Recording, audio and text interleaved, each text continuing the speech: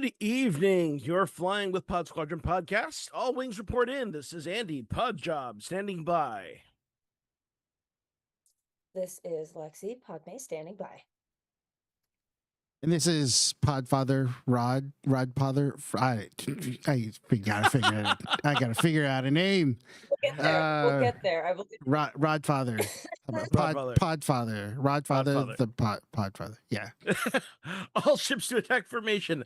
Mission objectives to talk about Star Wars in movies, streaming, animation, books, themed experience, and your art and inspiration from the galaxy far, far away.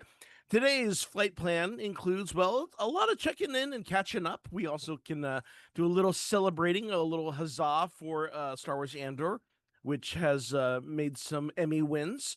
And also just catch up on what other things that we've all been watching in the absence of Star Wars content. But for all of you out there, all comm channels are open. Follow us on Blue Sky, Facebook, Instagram. Find us on Twitch and YouTube. Like and subscribe and hit the bell icon so you know when we have new content. But first, I will be your squad leader for today. I'm Andy Lowe, aka the Chinese Pirate. I'm a director, storyteller, puppeteer, performer, and fight choreographer. On my wing is Lexi. Hey, I'm Lexi. I'm the Feral Geek on Instagram and Facebook and YouTube. And I'm an event coordinator, and my hobby is designing cosplays I can't afford to actually make. And of course, we have Rodney, on the flight deck. Hey, Rodney Cahuto. I am the co-founder of the Geekish Network and producer for Pod Squadron. Sitting in for a little bit because we're missing a few, but yeah, I do podcasting, freelance video. Right now, I am seem to be I've turned into a theme park regular.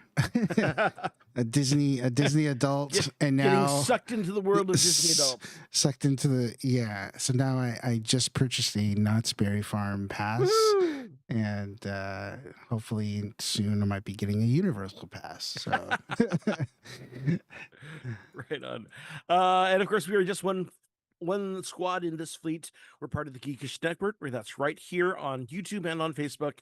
You can find all the other great shows like Geek Beast and Bingeworthy and others, as well as to Attack Positions. We are going in. Hi, everyone. It's been a while. It's been a while. How are y'all? Ladies first. I know where I am. I just told you guys I'm in ladies. Sorry, no, I told you guys I don't even feel like I know where I am because I was up in the mountains this weekend, and I'm about to go up next weekend and very nice.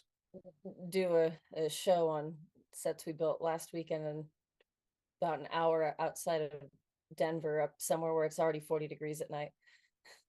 Excellent. Well, that's not bad because it's still bloody hot out here in LA. 40 degrees at night is not fun, you guys. I don't know. I always feel like cold, you can still put on a blanket and get warm. Hot, you're just stuck in hot. Cool. You can portal over and sleep in my tent. I'll sleep in your bed, and then you can portal back. It has been pretty warm. And not only that, it's actually been pretty humid too.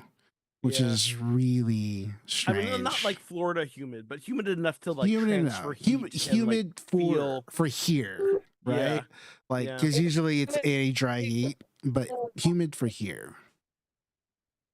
I thought I knew dry, and then I moved here, and it's like the altitude just like, oh wow, yeah, no, like when you say it's humid, I'm like, oh, that sounds so nice, like. It's you guys. It's really dry up here. Yeah. I guess it's all like perspective, right? Yeah. It's all perspective. I mean, even where California is dry.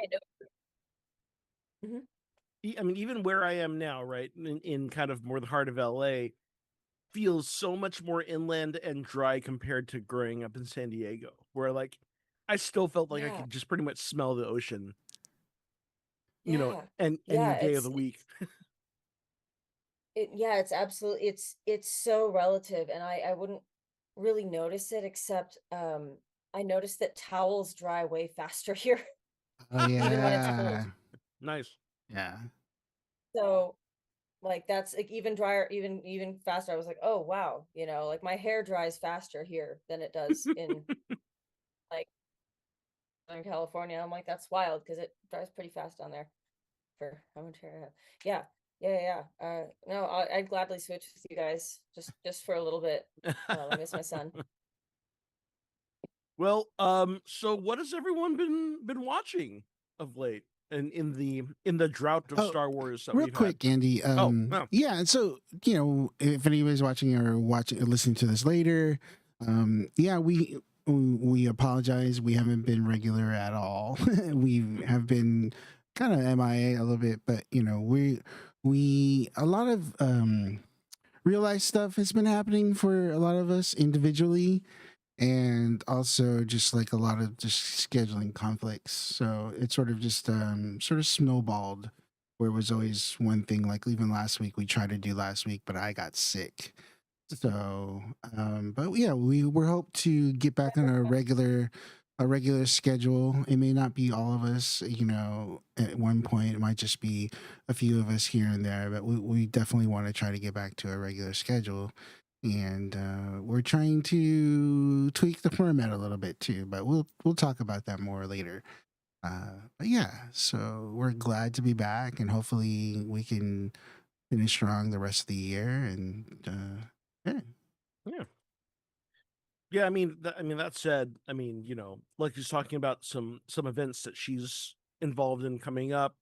I'm also recently, as Rodney discovered just only a couple days ago, I've been ended up puppeteering for a new public access kids show that will be being produced for distribution in Long Beach. And so yeah, So I'm exciting. having to dust off my Filipino accent. I'm the one non-Filipino in this cast, but I've been Filipino adjacent for much of my life. Yeah.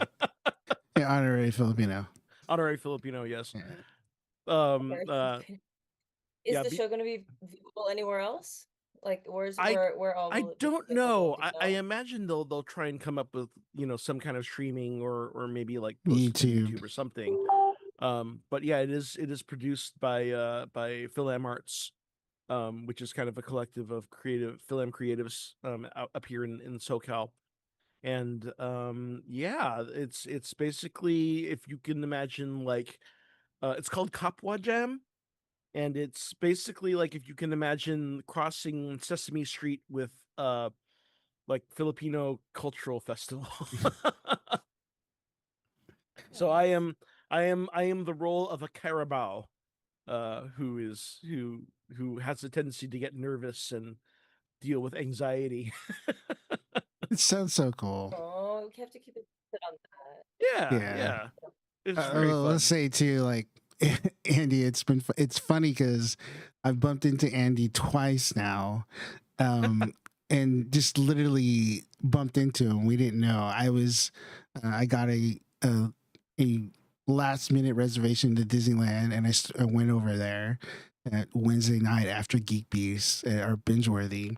And then I see Andy there. We literally bumped into each other, and then Sunday we bumped into each other at the FPAC, Yeah. the Film Arts put together, and he was filming. He had just got done filming, and I wasn't even planning on going to that thing. I just happened to be there because I was driving for Lyft, and I had just dropped off a passenger like 10 minutes away from there, and I was like, hey, let me go check out the ocean. Let me go check out, I might, watch the sunset or look at the tide And pools. suddenly there's all this great Filipino food there. And then it was like the festival was happening, and then I had looked, and I was like, oh shit, that's today. And so I was like, well, I'm here already, might as well go. And then and I literally thought to myself, I think I mentioned this to you too, Andy. I was like, well, I'm here by myself. I'm like, do I really want to go and just walk around by myself? But I'm like, but I'm already here. I'm literally already here. All I got to do is park and walk over. And I was like, that's good. I'll just walk. And I'm like, and I kept thinking to myself, no, I'm not going to bump into anybody. And literally within like 2 seconds of me like getting into the festival, I bumped into like 5 people I knew, and then I bumped into Andy. Yeah, and then I bumped into Andy, and then we just kind of like hung out the rest of the time, which is cool, which is good because yeah, like I said, I unwittingly went there solo. Yeah. I love a good solo adventure. But it was good. We got some Filipino food, some Filipino drinks. There's some really cool Filipino music going, and a lot of cool merch. I didn't actually buy any just because, you know, money's a little tight. I'd love to support them though, but I looked at some of their stuff, and hopefully they have like an online store. I can go and buy some stuff. But yeah, I guess did you see any of the art? Some of the art there was really cool too. So Yeah, there was actually a whole art show Mhm. that was in one of the tents with a bunch of different painters and artists. But yeah, good stuff. Always nice being in community. I better not accidentally run into either of you guys in Denver, because if you're going to be out here, you better tell me ahead of time. that would be so funny, right? We just like accidentally bumped into Lexi. We're like, yeah. No, that Wow, is like, that's my a little feelings different. would actually That's a be little hurt. different, right? Because like we're both here in That's why I'm LA. like, It's like we're both here in LA. We have the same circles, and like Yeah. obviously we both yeah, have I'm like, we yeah, have like, you Disney better not Pass. accidentally run into me here. Yeah. You better not accidentally run We into would me here. You definitely better have to me when tell you're you. coming. We would definitely tell you. If I was ever in that area, I'd be like, Lexi, I'm here. Well, so I don't know if you want to talk a little bit about this too, Rodney, but we've also been kind of cooking on something a little bit too. I mean, yeah, we should. We kind of talked about it during my birthday stream. So Oh, that's true. Yeah, we did. yeah, I mean, I can if you don't. I could Yeah, talk go about for it. So part of the, and I mentioned it in my little intro. Part of the reason why I'm starting to become more and more going to the parks more is that we are starting a new podcast here on the Geekish Network called Off the Map, and it's going to be about theme parks, themed attractions, immersive theater, immersive experiences. And yeah, we've been testing, we've been working in the lab, cooking up stuff, and we've got about 3 or 4 ish episodes that we have sitting waiting to be put out into the world. And so yeah, that's another big reason why I'm finding myself at the parks more, because I call it research. So Write that off. yeah, and yeah, so we're doing that, and it's going to be, obviously we're still going to be doing Pod Squadron. It's just, we here at the network, we're trying to develop more podcasts. We've been doing this for a while, and I feel like we really need to have more. There's so many other podcasts that we want to do. So but this was sort of a no-brainer, just because Andy is the biggest Disney adult Imagineer / theme park enthusiast, immersive theater, person that I know. And now I'm getting hugely into it. So I thought it's gonna be real.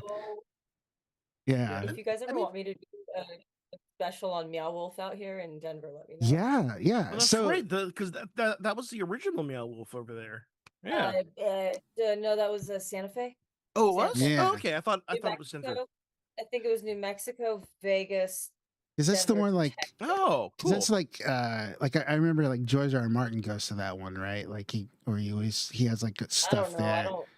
Like I don't know. I've heard yeah. So oh yeah, for sure. Like see, like that is, again, that's part of the format, is that we are going to have people on that have experienced some of these experiences that we necessarily haven't been on, right? Because obviously geographically we're just not there. So we might have some people on from that just rode or just went to Epic Universe in Florida, and et cetera, and then we're going to try to get some Imagineers on. We're going to try to get some immersive theater, and then now we're going to try to see a lot of the immersive theater stuff that's happening here in LA. I mean, that's we yeah, also so know it's a lot. quite. Yeah, I mean, it's also Jennifer Zhang, who was kind of one of the pioneers with Rodney yeah, with on Pangeekery. Pangeekery. Very accomplished immersive theater practitioner as well. Hmm. A few good friends of mine who have both designed and developed some immersive theater projects. I've had the opportunity to work on a couple of teams for Imagineering. Unfortunately, not permanent, but that's definitely a box I've checked. And yeah, I think the big opportunity. Oh, and of course, like Chuck, who has worked with both Universal Creative and Disney. Disney, I believe. Yeah. And then of course one of our other co-hosts, Catherine Hicks, who is a regular on. She's a regular on which show?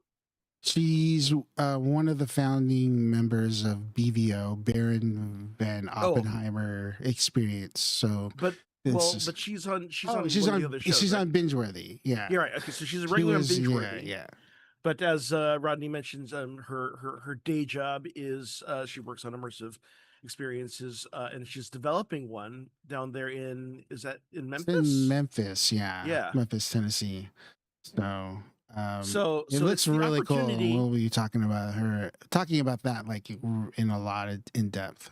So yeah, So there's yeah, so it's much the to talk opportunity about. to look at this kind of growing field, particularly in like our post-pandemic reality, as people are looking for more in-person physical experiences, and looking at it with a critical eye for design, and what it takes, the kind of blending of art and technology that goes into making these tactile experiences. Yeah. So very excited about that. But like I said, we'll still be doing Pod Squadron, and we'll still Yeah. be, we're tweaking the format. Might as well just go ahead and say it. So, I wanted to make a bigger announcement, but we probably still will. But, we had decided kind of like towards the beginning of the year that like once Andor was through, that we realized that like there's going to be kind of a dearth of Star Wars content, right? After Andor, and so. Whoa. Um, so we were just kind of thinking of like ways to do more content, and obviously um, we want to get back to more bringing on more guests and talking to fans, people in the fandom, all this stuff. So that's definitely in the works. We're going to be more aggressive about getting on special guests and things like that. Whereas before we were just mainly just doing commentary on the stuff, right? So we're going to try to get more special guests and then maybe even talk a little bit more about the books. We always talk about what we wanted to do, but we also said like let's expand to all of sci-fi. So what we're doing now with Pod Squadron is I'm tentatively calling it Pod Squadron across the universe. Right, I'm tentatively calling it that. I was gonna say like Pod Squadron and beyond, but that's a little bit too exciting. Buzz Lightyear. Infinity. Yeah. But yeah, so we're gonna say, and then we wanted to this last, after Andor kind of pivot. There was literally three, and we'll talk more about this in the next segment about like what we're watching. But there's a lot of really good sci-fi stuff out there that's being developed for TV and movies, and just like even books and things. I want to So talk about Pantheon so bad, you guys. yeah, so like even It's going back such a to like trip. older stuff, like I heard Eternaut is really good on Netflix. It's an Argentinian like post-apocalyptic story, but it's definitely sci-fi. Yeah, so there's a lot, like there's definitely a lot. So we'll still be talking, obviously the core of it, we'll still be talking about Star Wars. We're never gonna not talk It's about Star Wars. obligatory. It comes Yeah, up. it comes up. Star Wars Well, news, it'd be Star Wars news. Like, we'll be yeah, we'll always be talking about Star Wars. We'll always like that's going to be our main core, but we definitely want to like expand to cover it because like Star Trek, Star Trek Strange New Worlds, and they're talking about all these other We always shows. make up. We make so many Star Trek references anyway. We make so many Star Trek references Yeah, anyway. It shouldn't be right. that hard to So guess. so look forward to that. I mean, we'll make more formal announcements and bigger announcements as we go along once we're like really ready. I think logistically too, it's like it's going to be a little bit of a challenge because before we were just watching all the Disney Plus stuff, right?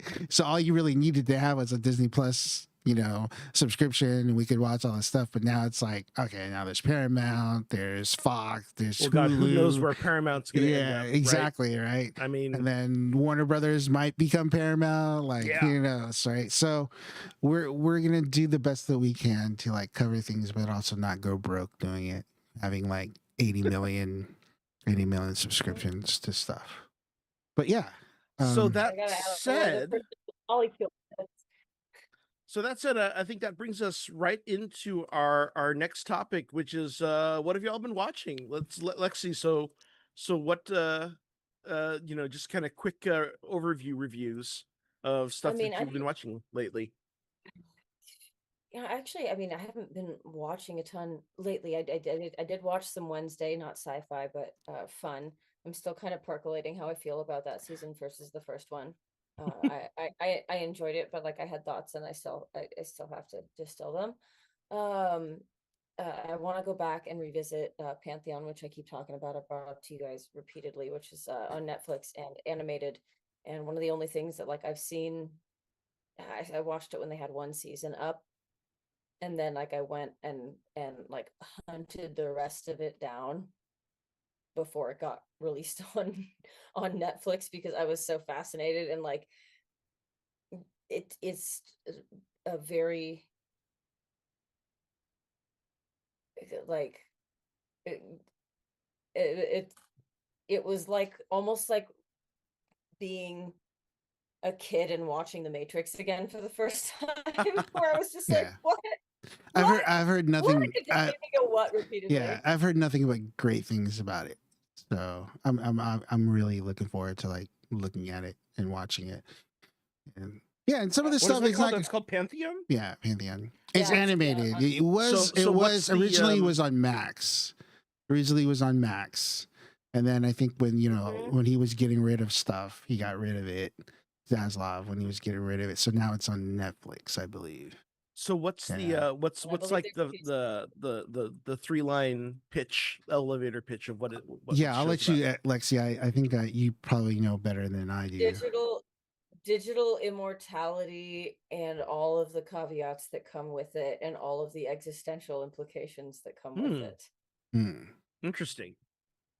Yeah, it kind of reminds me of like Altered Carbon in one sense, where they download a consciousness, but instead of it being about an already established society and it's about like the birth of that technology and like the questionable ethics behind it, and who benefits, who gets used, what happens when humanity becomes property, which also gets a little bit into like San Junipero with Black Mirror and like storing people's consciousness in like a simulated reality.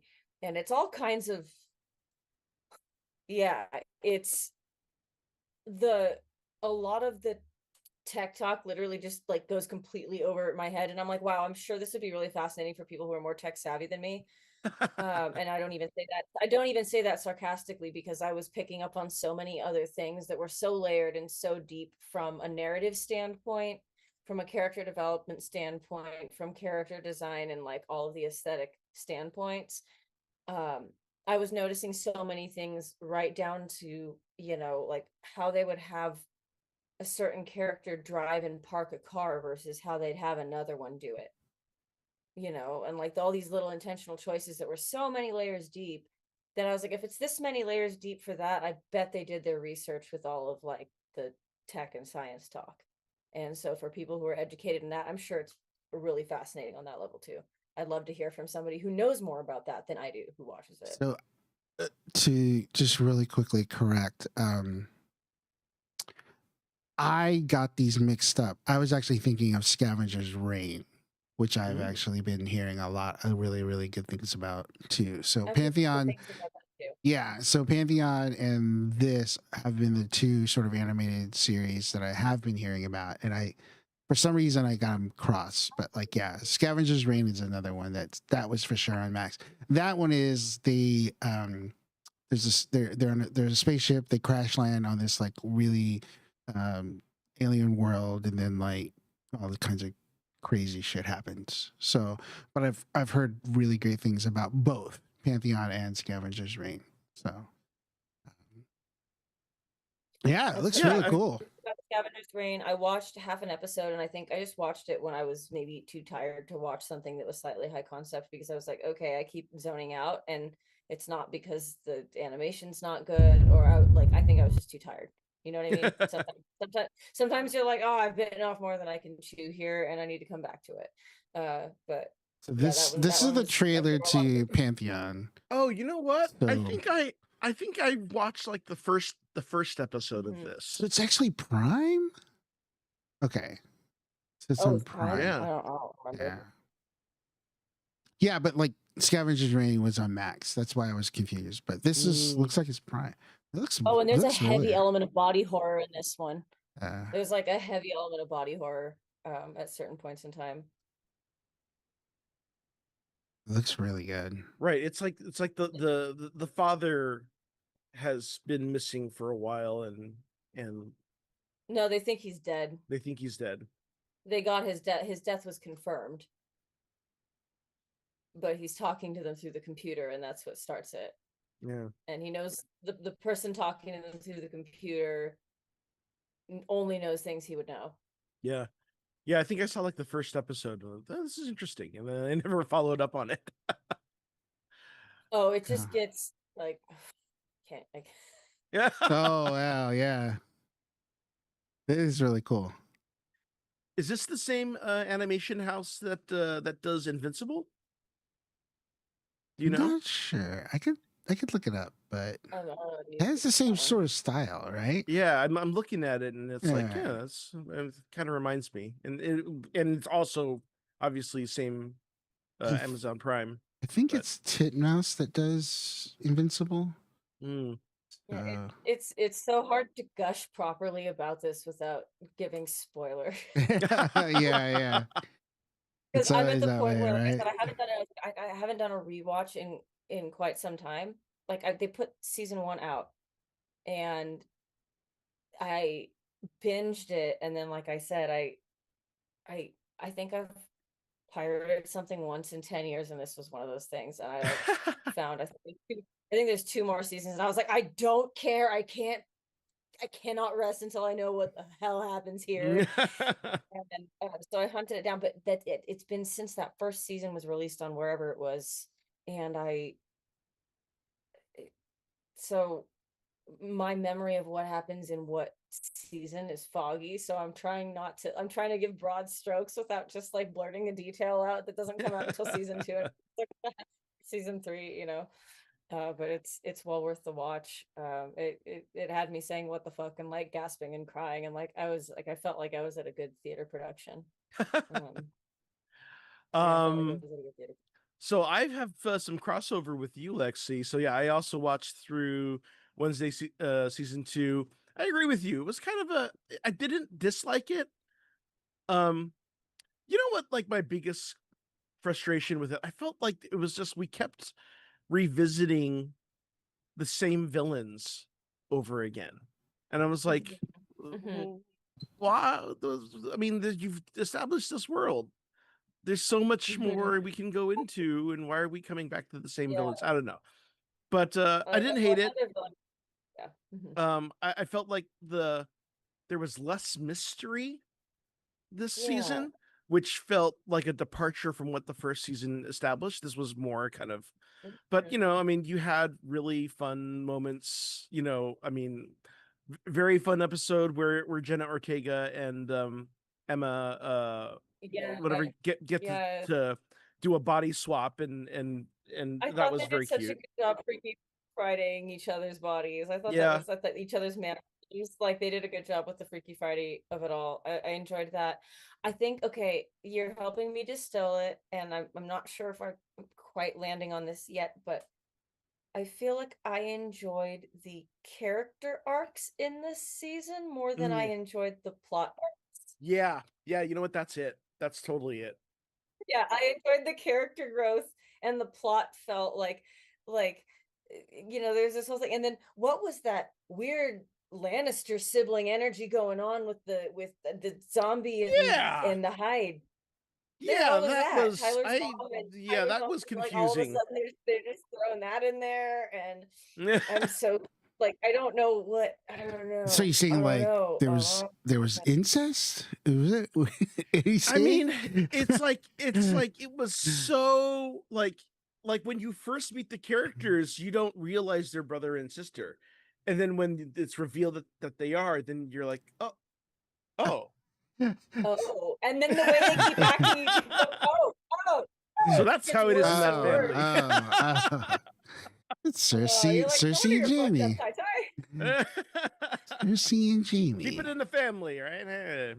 Her. Yeah, And you're like, some Targaryens. all right, Tyler, let's do a DNA test. Let's see if you have like an Uncle Daddy. Like, I don't know what's going on here, but that was, yeah. So yeah, it felt like I really, yeah, I enjoyed the Yeah. character development more than I enjoyed the plot. So By I far. mean, yeah, I gave it a solid 3 out of 5. I mean, Like having him be the zombie running around and then it gets said, I was just like, what? So yeah, I mean, yeah, it was yeah. also interesting to give an origin story for Thing, which I I think they've like that was one of never my done that favorite bits. before. Yeah. That was one of my favorite parts. And then like Thing, are you drinking? And it's the little like mini bar bottle. She's like, how do you never mind? Actually, like watching some of the behind the scenes footage of the actor who is performing Thing, who I believe is a magician and sleight of hand artist, it's kind of amazing. I mean, talk about puppetry, man. I mean, the amount of life and just like, God, I just get carpal tunnel watching it. Like you understand what he's saying. You get Yeah. exactly what Thing's saying. Yeah. It's wild. It's wild. That's a very talented. Another talented bit of person. crossover that I have with you, Lexi, is I absolutely adored I mean, I'm pseudo obsessed with K-pop Demon Hunters. Yeah, I was gonna say, Lexi, I finally caught it. I finally Like caught that it. gets a solid Yeah. 5 out of 5 for me. Yeah, I loved it, and I listened to the soundtrack like crazy. So the songs are truly bangers. If it does not get, it got snubbed at the VMAs, which I think is a crime because I've never even heard of the song that I won. never heard. I've heard of the artist. Yeah, I know who Tate McRae is, but I've never heard of that song. Like, what's Yeah. Tate McRae? No, I've heard of Tate McRae, but I have not heard that song. I don't listen to pop. Yeah. Never heard. You know what's funny about that too is though, usually if it's a really popular song, people are using it in their TikToks and their Instagrams and stuff. Oh yeah, and I never even heard it there either. Did you know what I'm saying? Yeah, Look, yeah. all I know is that it definitely didn't seal the Hanman. So yeah. So funny story. I'm started driving for Lyft again. So I always have these really interesting conversations with my passengers. I pick up this young lady. She's at the movie theater, and I pick her up. She's like, "Hey, I just watched The Long Walk." And I was like, "Oh, cool. It's the Stephen King, based on the Stephen King novel." And so, she was a little shy. She was a little awkward. And then I was like, "Oh yeah, how was it?" And she's like, "Oh, it's good." And then I asked her like, "Yeah, what other movies have you watched lately?" And she goes, "K-pop Demon Hunters." And I was like, "Oh yes, I was just listening to it." I turned it off and I was like, "Hey," and I put up my Spotify. So we're listening to it in the car. And then so we're talking and I was like, "Yeah, I was talking to my friends, and by my friends, I'm talking about like Chuck and all the Geek Beast guys, because we've been talking about K-pop Demon Hunters like crazy on Geek Beast." And and I said like, "Yeah, I actually really like, I know Golden is played like everywhere, and it's like, it's the popular song, but like I really like Free, and this is what it sounds like even more than Golden, and I feel like it's even more." And then she goes, "Yeah, well, I think Free's mid." And I was like, let me pull over, get out, end the ride.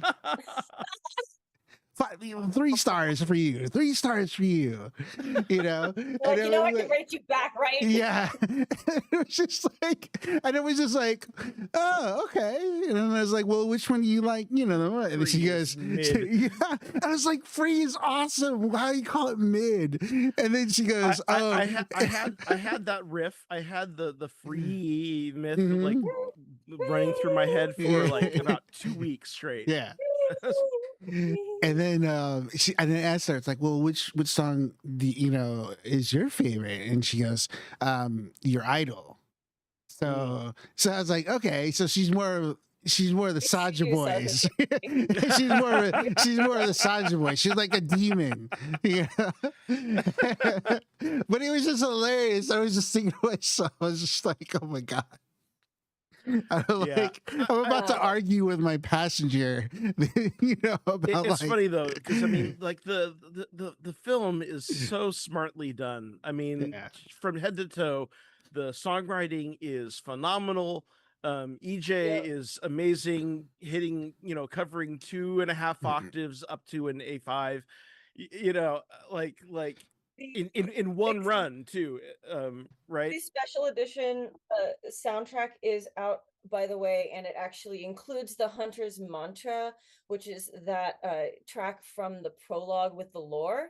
Mm. Right, and that is also EJ, and she based her singing technique off of traditional Korean Right. pansori. Wow. So Have you that seen? one, And And then speaking of the like, incorporation of the traditional lore yeah, and mythology is really fascinating. it's so The well done. animation is fantastic, Yeah, right? Like it's the so amount well of done. times that character, like this is the thing. Like I always, this is the same team that did the Spider-Verse films, right? Mhm. And you can see them building off of things that they established, or or techniques they started with. That everything from using different frame rates for different characters or different emotional moments, right? So you'll have moments when the whole crowd behind them is all on one, so it's like normal 24 frames per second, and then you'll have the main characters will be on twos, right? Which makes them not only pop from the audience, but and then other times when they go to on threes, but they're not on the same, so they're off, and they're in the same frame too, right? So it's like you get that division of emotion or awkwardness because they're on different, like it's just crazy. Or Yeah, just all the going off model, right? It's like the idea that computer animation is much more like puppetry, because you're creating a yeah, solid model. You do have algorithms to create squash and stretch, which is a pretty typical thing in animation. But going off model is like that idea of being able to actually hand draw and morph a drawing. like Mira's well, like, arms when she's just wailing on the demon in the or first like scene, even knowing how it's done. their teeth. Like, Yeah, if they did a really teeth, good, yeah, and that means they are literally taking in a whole other model, building yeah, another model for that 3-second gag of that reaction, right?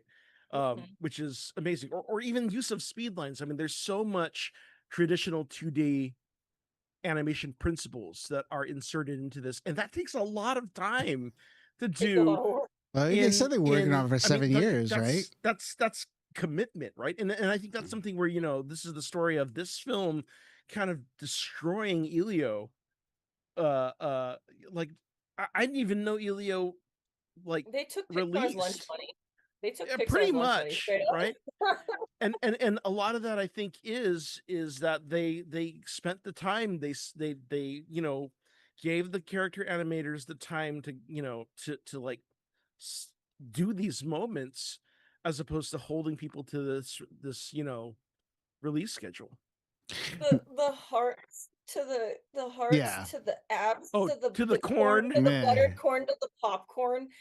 I Yeah. Yeah. when I first watched, like, I rewound that scene 3 times. I was like, I need to process this. This is like what But even that, going back to the soundtrack, like, I think the lyrics are so Oh yeah. deep and powerful too, Mhm. right? they're Like, Mark, they're because they function as standalone pop songs. yeah. Like you could listen to How It's Done or Takedown at the gym. You can belt Golden with your friends in the car. You know what I mean? Like you can happy or sad cry to This Is What It Sounds like. There's so much like universal appeal. Like Free is like just like so good for like good feels and like a good love song. They're good standalone songs, and they also function as effective musical theater.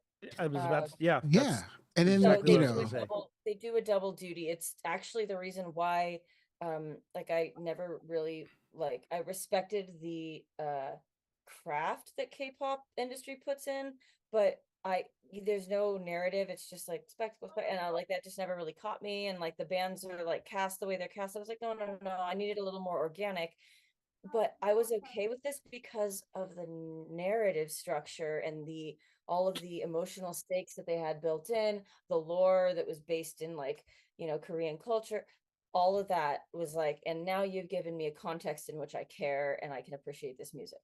You So, know, that I mean, that's another thing too. Like, you were talking about your Uber passenger who was a Saja Boy fan, right? And it's like there's even like, you listen to the Saja Boy songs and they are a particular style. They're all much more kind of empty, right? It's like, yeah. and they're and lyrically they're about intrinsically consumption, whether That, it's you're my consumption. soda pop, I'm going to consume you, or but that's the whole point too, and because that's they the whole are point, right? demons and they're just And It there all for the is, your girls songs and yeah, all the yeah, girls songs are about action. brokenness, but yeah, But the girl songs are brokenness all and about what yeah, they're going to do, so the girl songs, How It's Done, literally yeah. starts you off with that. Golden, gonna be golden, active. You have Free, We Could Be Free. yeah. Yeah. Let the past be. It's all a Well, doing it's also thing. talking about like the grander scheme of like societal norms, Mhm. like their roles. Like he's a demon, she's a half demon person, but Mhm. it's like, so you get that star-crossed lover, right? Can't be Yeah, together because they're from the Romeo and Juliet of it all, right? And yeah, Well, and then, also, but then like this is what it sounds like, whereas she's talking about like being broken, but it's just like, and it's like it's well, so interesting because like, what's up, Mark, in chat?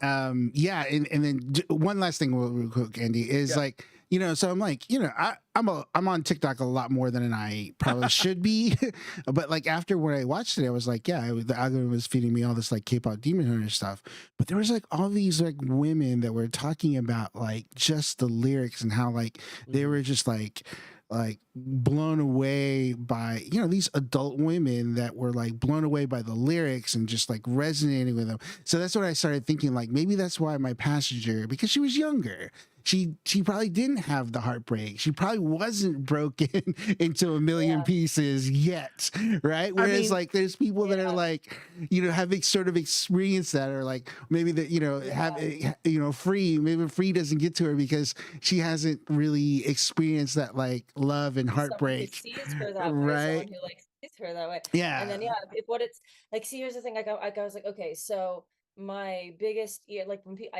hate when people ask me which one's my favorite, because okay, my biggest earworm is Golden. yeah, it's so But damn as catchy. far as like sheer musical intrigue for like what did they just do that was wild, How It's Done is actually tied with what it sounds because like How It's Done, they literally have bilingual rap that switches from Korean to English within the same phrase on the same line, and you have to like just coming from a vocalist standpoint as someone who's like trained private vocal coaching for like upwards of 8 years. What the minimal amount of auto tune that they do with just a little bit of tone and pitch correct is just really wild. They really give each vocal artist's like personal tone a way to shine through. But the way that they switch the beats up so much in How It's Done, they jump, like I said, bilingual. I know how hard it is to sing English and Spanish bilingual, even growing up speaking it. So like hats off, like so good. And then like I lost it when I realized that it goes into like almost like marching band like drums at the end. It's like we hunt you down. And it's like, it's like, sounds like drumline. And I was like, oh, Yeah. that's really cool. Then I noticed that what it sounds like, not only does it draw from Golden when you have all the audience come in a chorus doing the as the as the Hanuman like that, whole thing. But at the very beginning, I got to listen to Hunter's Mantra now that it's on the soundtrack, and I realized that the very beginning of what it sounds like incorporates the melody of that prologue with the Hunter's Mantra as well. So it brings the past and the future together It's so into well something that's done. not supposed to be flawless, but imperfect and like stronger together. It's so well done on so many and this is the levels. thing, right? Like I said, I've had a different song kind of get earwormed into me like every 2 weeks. So like I think the first one was Golden, Free was stuck in my head for about 2 weeks. Right now, I'm pretty much stuck on How It's Done, and it's yeah, Same way. it's but the other thing too, like just like the staging, the choreography, both They the got a fight K-pop choreography choreographer. and the actual dance choreography, just like the staging of it, like the camera work, that whole fight scene in the Rata. spa is incredible, because you always have a sense of where people are, and the camera is moving. It's like yeah, So it's dynamic. really amazingly done. But we should move on as we gush on K-pop Demon Hunters. I'm I'd gonna say be the Zoe for Halloween from the end of the movie. I'm gonna button nice. it up with that because now I have the hair for it. So the one other thing I'll say in terms of things that I'm watching, I'm trying to do a whole Tron catch up because I am so psyched for Tron Ares that's coming up in the beginning of October. Um, so I've been working my way through some of the alt content that I hadn't done before. I just played the Tron Identity video game. It's available for download on Steam. It was okay, but it's just been fun, kind of reinserting myself into that world, and just love the aesthetic of it all. And I mean, like I'm I'm still worried about the Jared Leto of it all. But Yeah, I There's but I always literally a risk. can't take him seriously. And once yeah, everything he's done, it's just like he's just made it worse. but I don't know. So I mean, I'm won over by Tron as just the aesthetic of it. I mean, the the themes of digital imprints and how it relates to AI. It's like there were things in Tron Legacy that were not developed well or would have been really interesting to see. I don't know. There's a lot of really cool hard sci-fi ideas that I hope they jump into. And also it's pretty.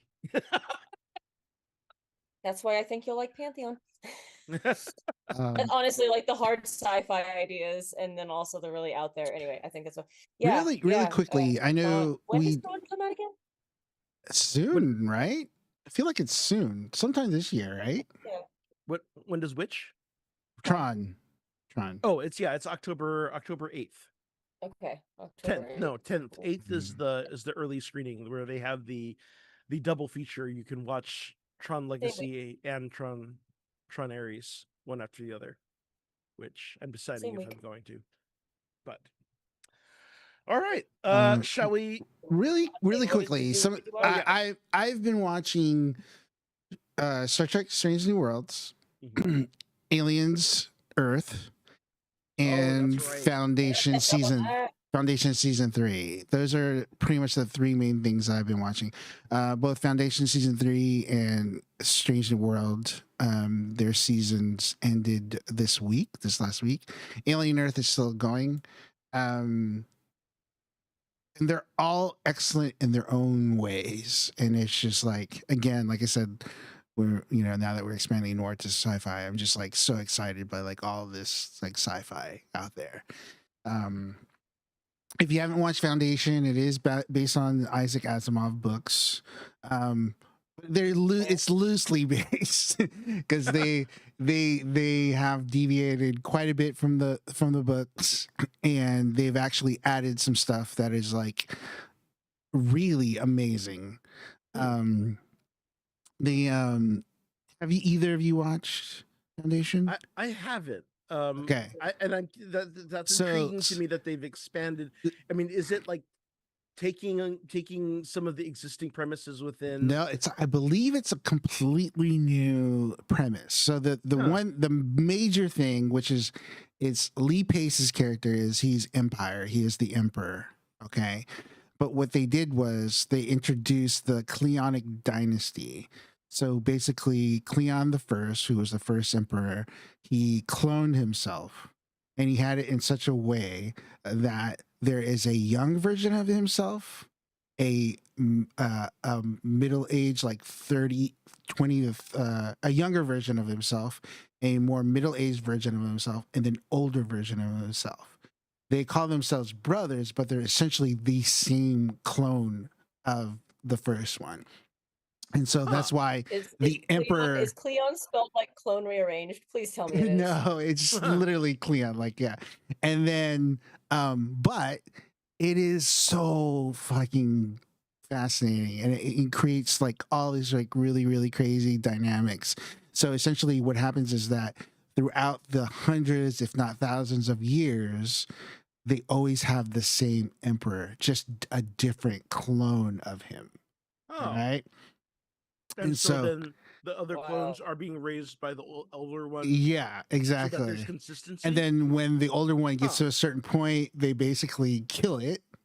He retires. Yeah, They kill it's him. just so. They retire and they Yeah, send him to they a bomb retire. north. Yeah, they no, they he literally just like, and then but Lee Pace plays the middle Empire, and he's so amazing in it. He's just absolutely I mean, he's Lee amazing. Pace. Yeah, as I'm saying, Lee Pace is Yeah, like. I was like, yeah. I haven't seen anything Lee Pace doesn't just knock out of the park. So sign me Yeah, up. so that, and then is it on Paramount? yeah, it's on Apple Plus. Apple Plus. So darn it's it, I like don't have Apple Apple Plus. Plus. production quality is unbelievable. Like they did spare no expense. All Apple Plus stuff is like that. And then Strange New Worlds, I'm loving it. I know this season me and Andy talked about it. It's been a little uneven, but like I just absolutely adore what they're doing Yeah. with Strange New Worlds. It's like I Yeah. do give the season a 3 out of 5 as well. It's a weaker season, but that is not a detraction from the series as a whole. Yeah. And then Alien Earth is a lot I've been better hearing than I great things about thought it was.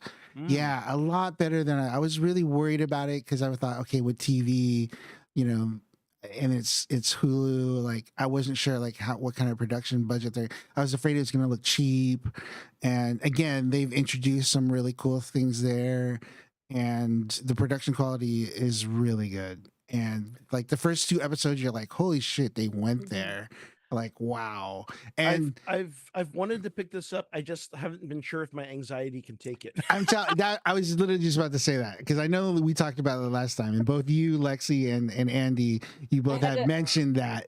And I'm saying they have like watched the first 3 episodes and I really enjoyed it. And I was like, I also now need a little bit of a break. yeah, because there's some new creatures, not just the xenomorph.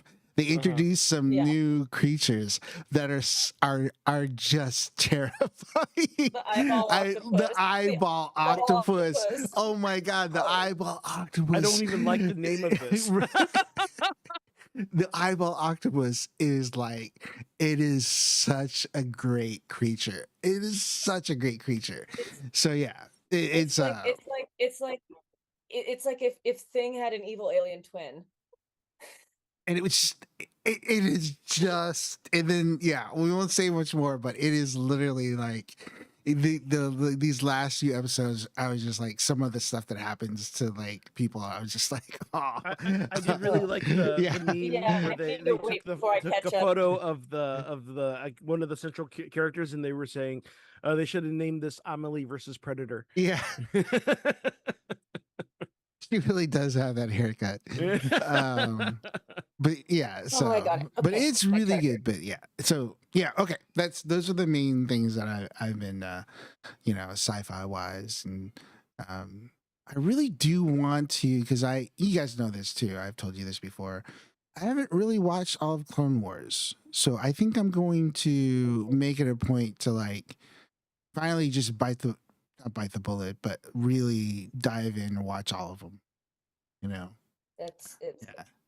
So It's a great show. yeah, that's a good one. I That's a do. good watch. It's worth a rewatch. I need to be like a completist about it, right? Like these are some of the things I haven't seen in the Star Very Wars, so I need to watch them.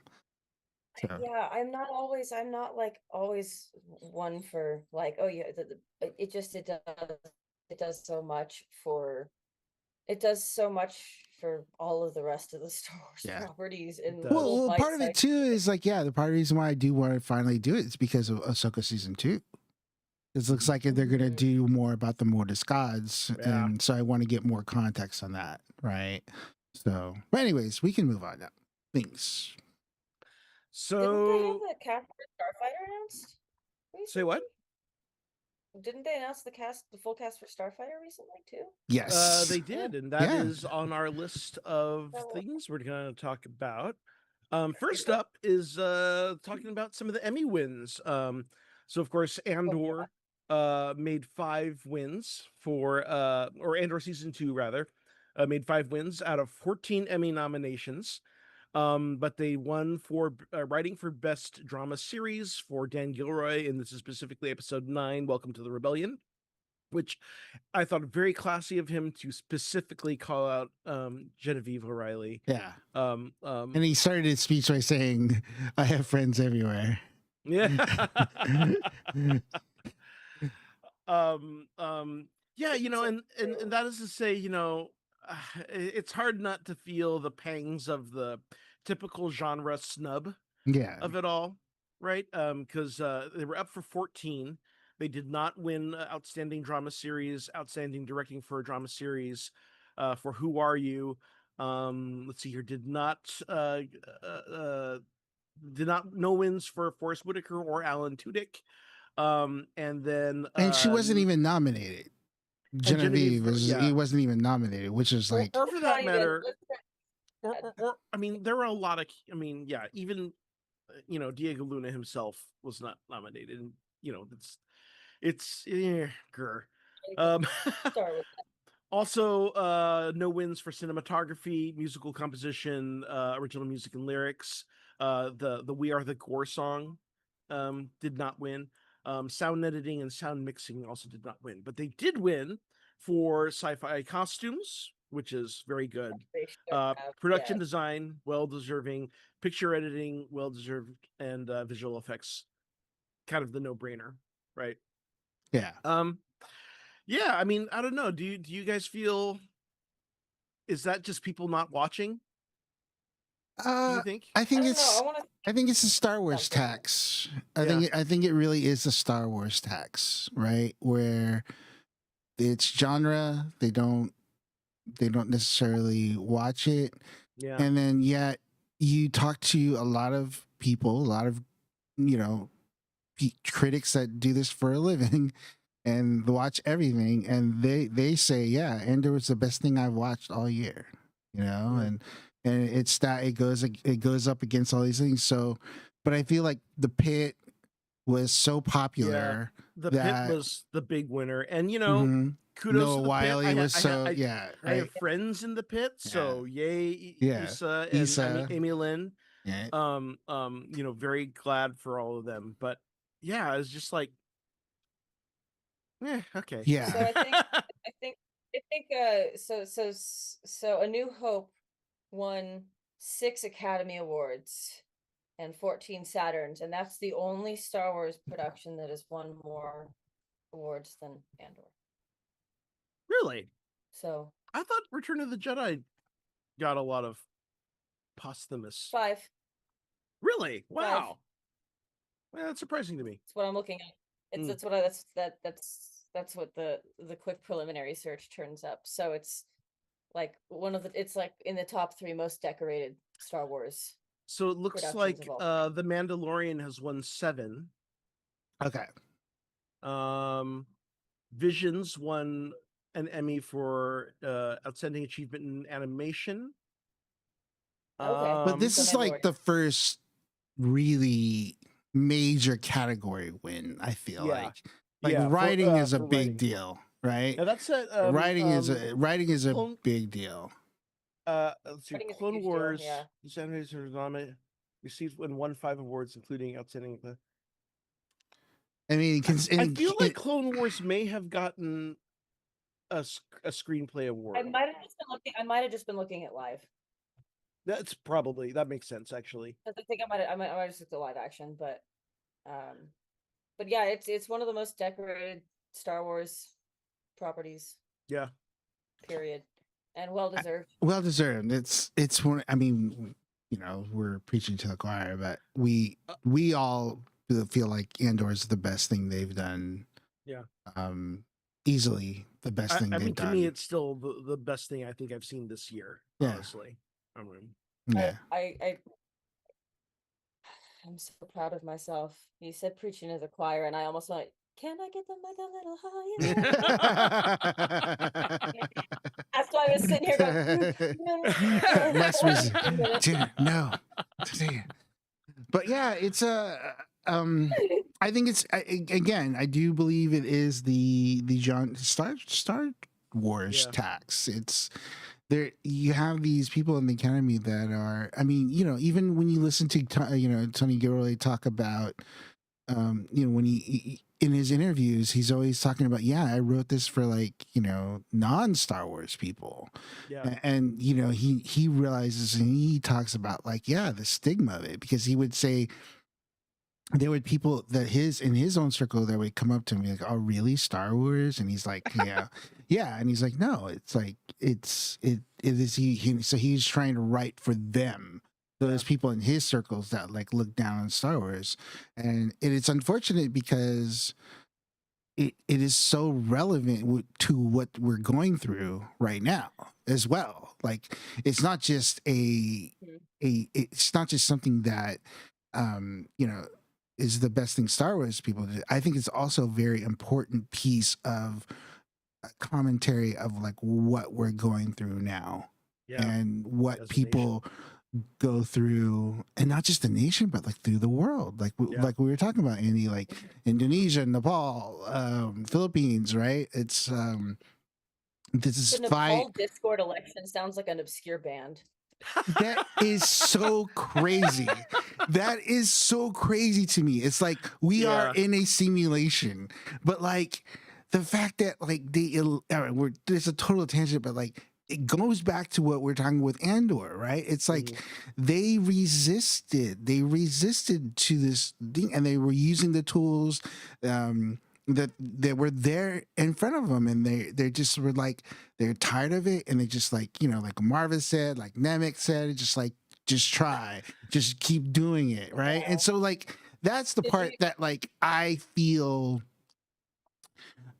like I hope that it would have gotten more Emmys, because then it could have spoke to more people on that level, right? These are the bad guys.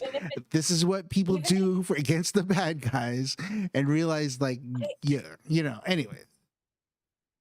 Look, I get what you're saying. I don't think it's not having that effect, because keep in mind, a lot of the people who are voting are, not all of them are like I know not every person who gets a vote is like you know, a complete 1%er, but they're more comfortable than the average, typically, if they're a voter, you know, for these awards. But what I'm seeing is people talking about it who are of the social class that it matters, and that this kind of media is being watched and has been making an impact for years. Going back to the Nepal situation, I saw some pictures of like deeply encamped protesters. You want to know one of the flags they were flying? Yeah, we were talking about that too. Straw Hat Pirates. Yeah. The Straw Hat Pirates. The One Piece. They're flying One Piece. And I'm like, all right, they've been paying attention because it was Gen Z spearheading that whole thing, Right. you know? So I'm like, they've been paying attention. Okay. So it's very interesting. Very, very interesting. I was like, well, media does matter. Look at that. And Yeah. Luffy would approve, I think. But yeah, Actually. so well deserved. I mean, I'm Yeah. really happy that they got writing because I think that Yeah. was like, nothing. All of that doesn't. It all starts with the writing, Yeah. right? And the writing was, we all agree, it was just spectacular. Yeah. I mean, I literally was clapping, like live clapping, because I was just like, That's so some of these smart. lines were just like, oh my God, that was such a great line. And just like clapping at the line, not like a visual Whoa. effect or, you know what I mean? Not, Yeah. not like a lightsaber battle or like a visual effect or whatever. I was literally like, they would say a line and it's like, God damn, that's a great line. Just like clapping, Like, Yeah, when someone asked me recently, they wanted to start watching Andor. You're like, they were like, didn't you say there's like a good monologue in season 1? And I was like, I mean, I don't even know where to start. It's like, which one? yeah. I don't know which one I Yeah. told you about because actually there are so many. I I mean, I don't think I know which Luthen, one's right? but Marva also, True. but also One Way Luthen, Out, but also Nemec's Manifesto. Yeah. Like literally, how do you choose between Genevieve Luthen's Riley's speech. Yeah, I gotta say, Yeah. I'm kind of I've kind of chomping at the bit for like the full Genevieve O'Reilly, series box tin yeah, set, Genevieve right? O'Reilly was, I think, the best monologue in the second season. But season 1, well, overall, I thought the second season was a stronger season. I thought the monologues were stronger in season 1. Yeah. There were just Like, there I were can't more of pick a, them too. Yeah. yeah, I can't Yeah. pick a best monologue from that one. And then I Genevieve O'Reilly for was the me, standout. Luthen's talk to Luthen's monologue was just chef's kiss. I Like, mean, don't forget masterpiece. Forrest Whitaker, though. I Yeah, mean, Oh Forrest yeah, that's true. that whole My thing about the sister. Rhydonium is Yeah. like chilling. Yeah. the only reason that like I keep coming back to like Nemec's manifesto and Yeah. Marva's funeral speech are because I think that the writing was still really great for Luthen's speech, like fantastic, on par with anything else, and the other speech that you'd mentioned, but Saw's speech with Forrest Whitaker. But the thing that put those two above was the delivery from the actors. Mm-hmm.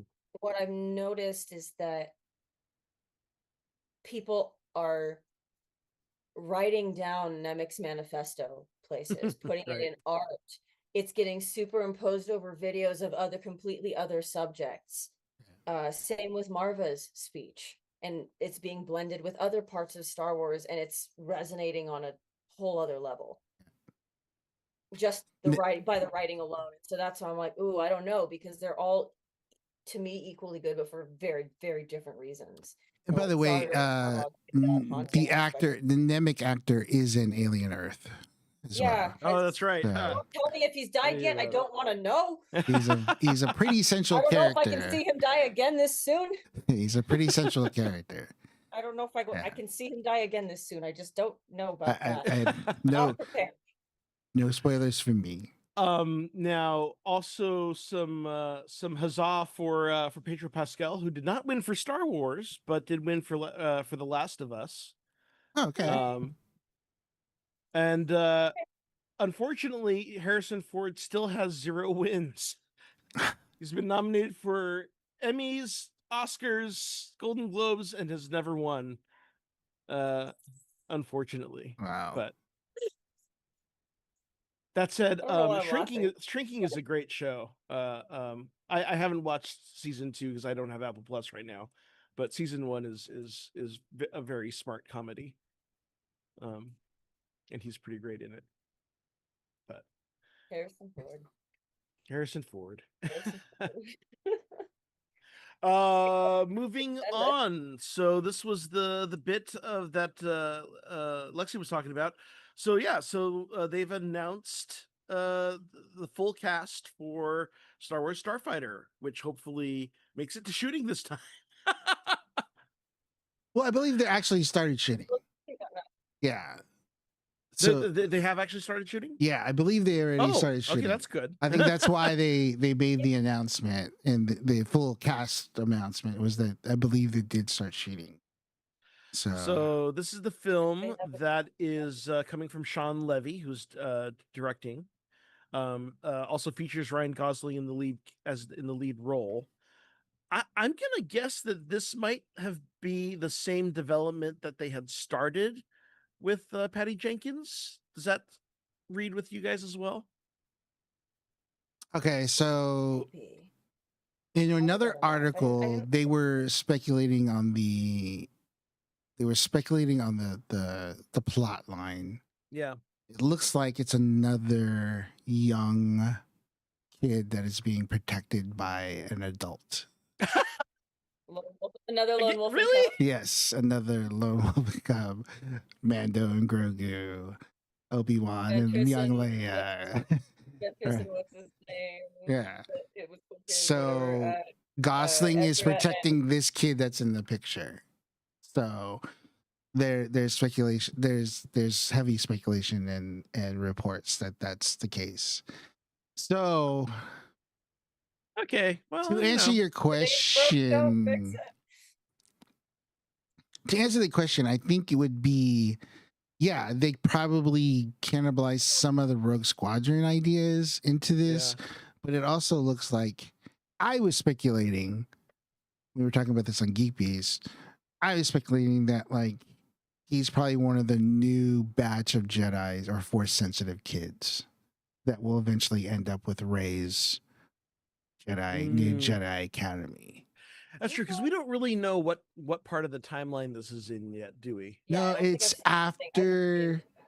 It's after. It's in that same Mando area. Okay, it is.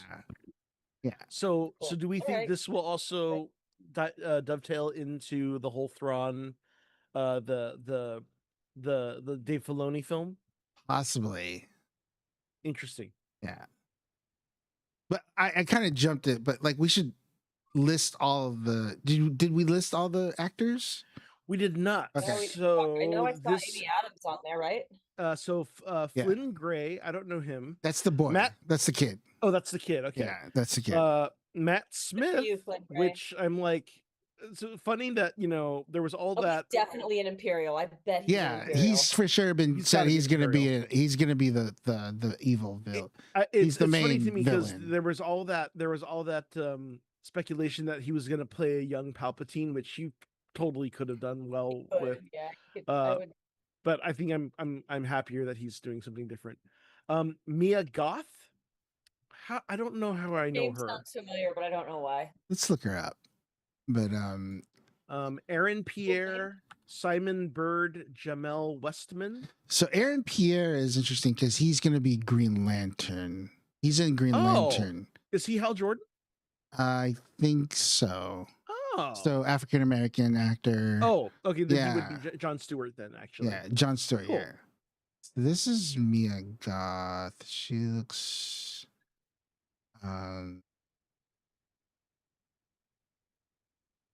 Let me.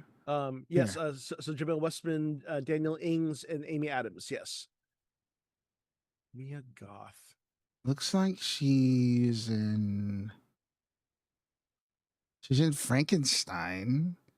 Wow. Oh wait, is that's Guillermo the del Toro Frankenstein that's coming up? Yeah, the Guillermo del Toro. So she looks like she's having a moment. Yeah, that's exactly what you say. Oh, this looks like this is from Frankenstein. Cool. Which I've heard is really getting great reviews. Oh, is it that far along? Yeah, it was showed in Cannes. It showed in Cannes. So right on. Yeah, it's getting pretty great reviews from there. So okay, Mia Goth. That's Mia Goth. Who else did we say? Here's Aaron. Let's find Aaron Pierre. I'll show to you guys. Aaron Pierre.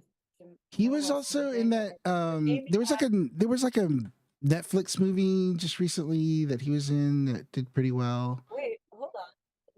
The the little bit here says from StarWars.com or whatever says, all new standalone adventure, an entirely original story set in a period of time never before explored. Oh. So then not during the Mandalorian then. All right, so that's I mean, Oh, it could be post well Rise of Skywalker.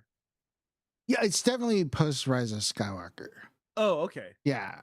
Okay. So I thought you said yeah, I wasn't sure. I was confused. something I I'll have haven't to seen find. yet. Yeah, I'll have to find a Okay. timeline. I know there's a timeline out there of like all where everything's supposed to be, but like let me, but Aaron P.S. Hunter, James, but like the big one is Amy Adams to me. That Mhm. was really, I remember her. gave me a lot more confidence in the project, right? Just because she's great in everything. She's Yeah. literally great in everything, and she brings so much. And Arrival is one of my favorite movies of all time. Has range because she can do Yeah. Arrival, but she can also do the Muppets. Yeah. Or Enchanted. Mhm. But what do you guys think about it being another Lone Wolf and Cub type of story?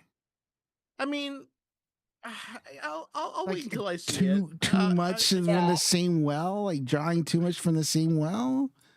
I I mean, mean, I'll have to see what they go for in that timeline. Like, if they take the opportunity to like explore something really cool in the part of the timeline that we haven't seen, then the familiar format could be a good vehicle for it. I'm also like, okay, if it's called Starfighter, it's just got to deliver on Top Gun in space, right? Mhm. That's the most important thing to me. Yeah, We need Um, dogfight. because Gosling supposedly is playing the titular title, right. character. Is he's supposed to be like he's supposed to be a pilot, right? Yeah. So yeah, hopefully some really cool dogfighting and Yeah, maybe maybe he's some sort of roguish Han Solo-ish character who gets some morals because he gets some responsibility with this kid who gives him, I don't know, you know what I mean? Yeah. But we'll have to see. We'll have to see how they play it. It's We'll have like to see. it's like what was that the transporter? The Oh, transporter but Star yeah. Wars. yeah. So you're saying you're gonna find this kid in the trunk of a Of a spaceship. spaceship and yeah.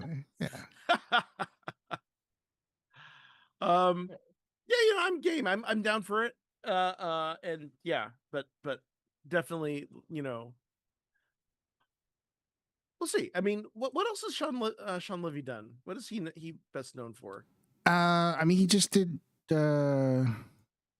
Wolverine and Deadpool. Oh, okay.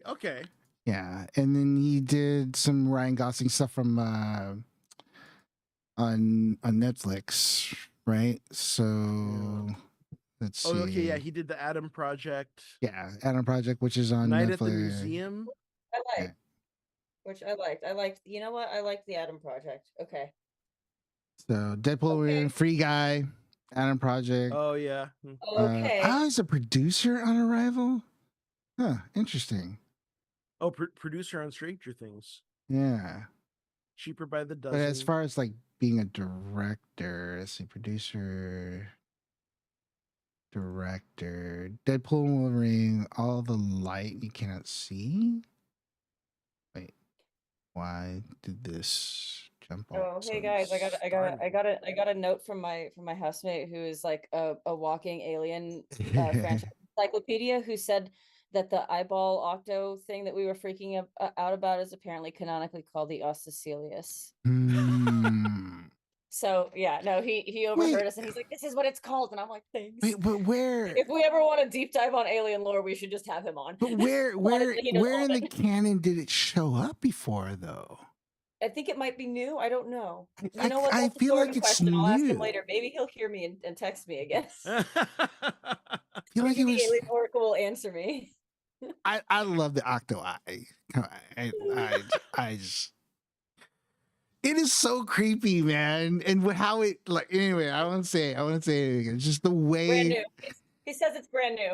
Thank you. Yeah, that's what I thought. That's what I thought. It's so brand new. And anyways, it it introduced. Okay, like I'll compare this to like what we just talked about, where it looks like Star Wars is going to the same well, Mhm. right? And there are parts of Alien Earth that they are going to the same well. They're paying homage to a lot of it. There's one episode that's literally like almost like Alien the movie, but just like different, it has own little spin to it.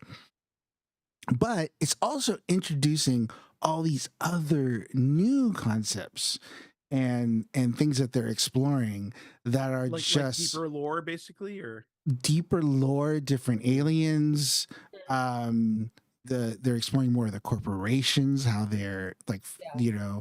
they're basically they're basically like the old world, Like fiefdoms. yeah, or like Portugal and Spain and Dutch, dividing up the world, whereas like these corporations are divided up the world, and they have different territories of the world, and then the main character, this is not too spoil. That's not really a spoiler because it's really like the main concept. One of the things is that like there's different takes on cyborgs and androids and all this stuff. So it's like, yeah, the lore is there. They're doing the lore, but the same, um, but they are doing newer things and putting even more spins on these things, whereas they're also introducing all these new aliens.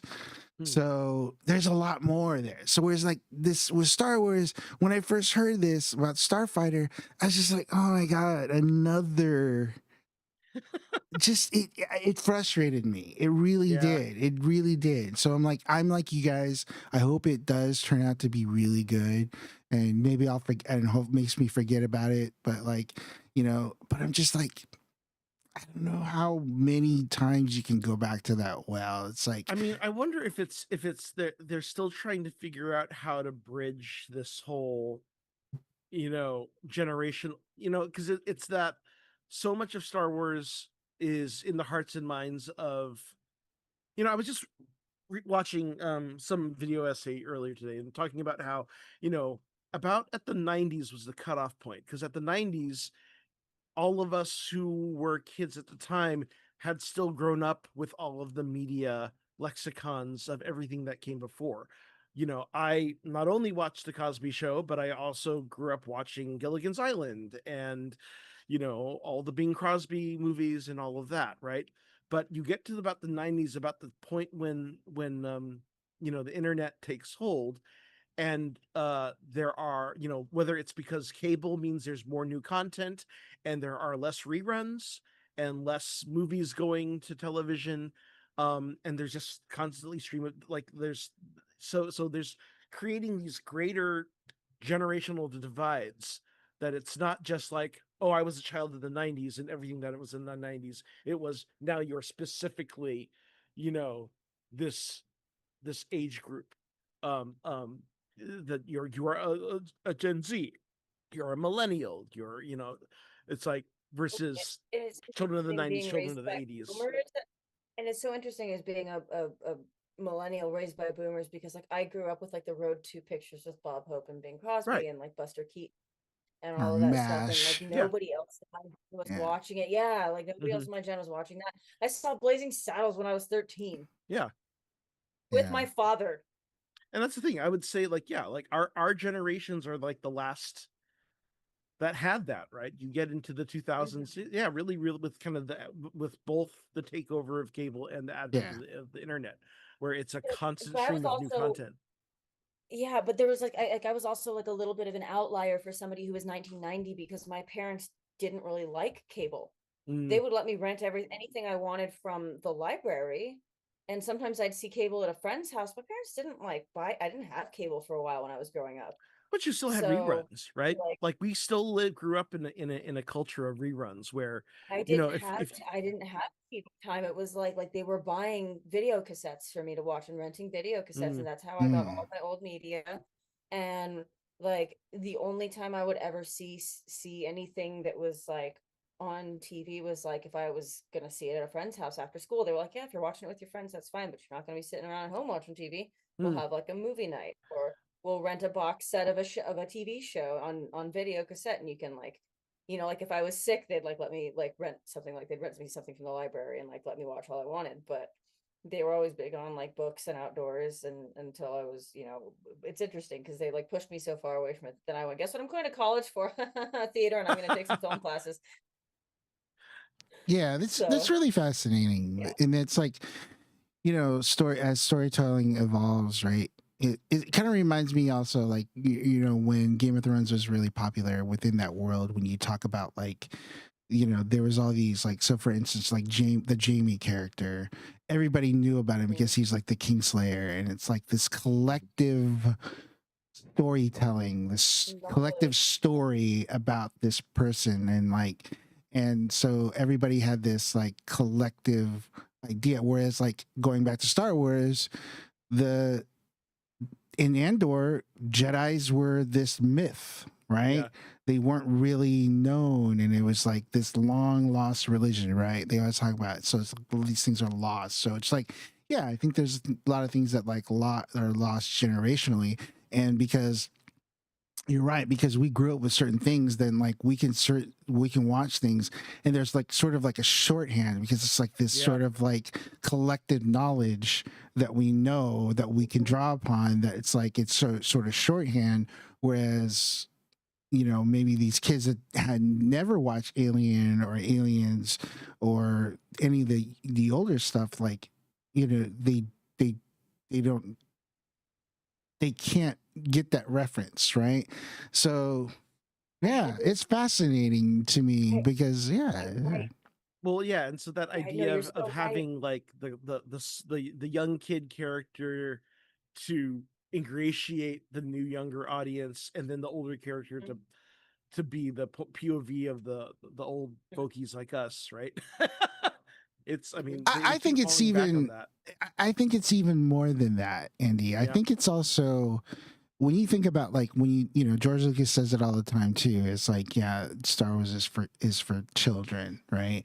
And you think about it, I think it's like, I think it's these writers that are from a sort of Freudian psychological level, that Star Wars is the adult, and they want to protect the inner child, sure. which is our fandom, our love of Star Wars, right? So they have these kid characters, which is basically the inner child, the ones, us, as we watched Star Wars when it first came up, that sort of, that child that loves Star Wars.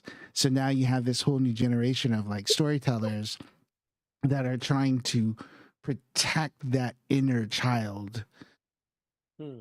And maybe this is too much psychobabble and too much, like, analyzing from me, but I feel like there's something to be said about that too, is that, like, in some ways Star Wars as the thought leaders of Star Wars want to protect that inner Star Wars child, Sure. right? And so now it's like it's manifesting itself in the same storyline over and over again, because they're trying to protect that inner child. Well, and I think you also have people in boardrooms who are just afraid of the fandom now too. So they're like, "Well, that worked. Do it again. Yeah, Yeah. ready to Go take with the risks. safest Yeah. possible thing." Yeah. Yeah. Oh, I mean, they definitely after like honestly, I understand what you were saying, Rodney, about like, oh man, like they've already done this. Come on. On the other hand, I also understand with like they took a risk getting experimental with the acolyte, and like people Yeah. started like flinging shit like cookies, Well, and the Last Jedi too. I mean, geez. Yeah. Yeah, they tried to deviate, and they were like, all right, it kind of felt like like Marty McFly, like in Back to the Future, and like he's doing just enough that's like sounds like just like what they like to listen to, that's just enough different, and then they're rocking, and then like he gets like really into it, and everyone's like, "What is he playing?" He's like, "I guess you're not ready for that yet, but your kids are gonna love it." Yeah. But and maybe that's another drawback of like the current leadership of Lucasfilm now too, is that yeah, they're making these swings, and they, in Andor's case, they hit a home run, right? Mhm. They took a swing, they hit. With Acolyte, they took a swing, it didn't hit. But like what they should do though also is protect those creators and actors and storytellers that took that swing Yeah. for them. You know what I mean? And mean, and for all- protect and them this is the because they're hard thing, not right? Like This they is- they didn't come out. They did somewhat, but like they could have done way more to protect. Oh yeah. Well, You know. but that said, I mean, I think Kathleen Kennedy has been trying to, and this is why she Mhm. gets the most flack. She's getting more flack than Yep. Leslie Headland was. She's got more flack. I mean, she took it on, for Ryan Johnson, and Ryan Johnson still has a career now because he managed to move on, right? But it's yeah, I don't know. I mean, it's like it is the interesting thing of Andor she managed to keep Andor under the radar enough that whatever boardrooms did not get in on to like fuck with it, Yeah. right? Mm-hmm. And Yeah, she really even kept and that production even for the top for like 2 Tony years. Gilroy is saying, you're never going to have this again because, you know, just getting this was a stroke of luck. Yeah. So grateful for Andor. Just the fact that it Yeah. exists, and the fact that they were able to create such a Just the fact that it masterpiece. The fact that they were be able to create like such a masterpiece, and I Yeah. don't use that word lightly. I really believe it's a masterpiece. Yeah. Well, and Is then yeah, of course, fingers crossed for Ahsoka season 2. true. I mean, season 1 was kind of uneven. I'm hoping that they've established the world enough that they can push the story a little further. But yeah. Fingers crossed. And fingers crossed for Starfighter. But I think that pretty much wraps us up now. So yeah, let's see here. Yeah, I need to eat. Okay, so thank you for joining us here on the Geekish Network. Please follow the Geekish Network on YouTube, Twitch, Facebook, and subscribe to the channel. Let's see here. Do we know when our next show will be? I'd love for us to just keep plugging along on Mondays, and whoever Okay. can make it makes it. Right. So I'm gonna tell you it's gonna be a tall order for me to make Okay. it on Monday because yeah, I will- maybe, I'll and be, yeah, I'll try to. And if anything, we'll try to find. Yeah, we'll try to find. So stay tuned. Keep a watch out for Maybe when we'll 2 announce when the next weeks. episode will be, and if we're what we're doing next. And then check all the schedules for all the other great shows throughout the week. Of course, Geek Beast and Bingeworthy. Thanks on the flight deck to Rodney, and we are the Pod Squadron. Please check out all of our content on podsquadron.com. Like and subscribe. Follow us on Blue Sky, Facebook, Instagram, YouTube.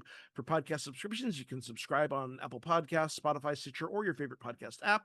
I am the Chinese Pirate at ChinesePirate_ on all platforms.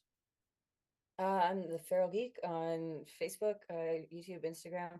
If you're really lucky, you'll catch a post, and other than that, you'll be like, "Where is she?" Just like most of my friends always ask.